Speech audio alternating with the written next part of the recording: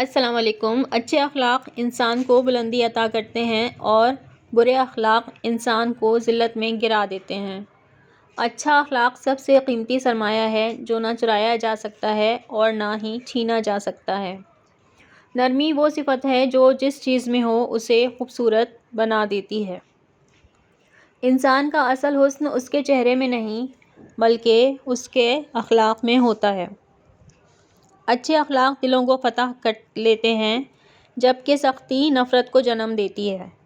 جو شخص لوگوں کے ساتھ اچھے اخلاق سے پیش آتا ہے وہ اللہ کے نزدیک محبوب ہو جاتا ہے۔ خاموشی، برداشت اور نرمی یہ سب اچھے اخلاق کی نشانیاں ہیں۔ اچھے اخلاق گناہوں کو ایسے مٹا دیتے ہیں جیسے پانی آگ کو بجھا دیتا ہے۔ جو دوسروں کو معاف کر دیتا ہے اللہ اس کے درجے بلند فرماتا ہے۔ بدتمیزی عقل کی کمی کی علامت ہے اور اچھا اخلاق عقل کی زینت ہے۔ لوگوں کے ساتھ خوش اخلاقی سے پیش آنا نصف عقل مندی ہے۔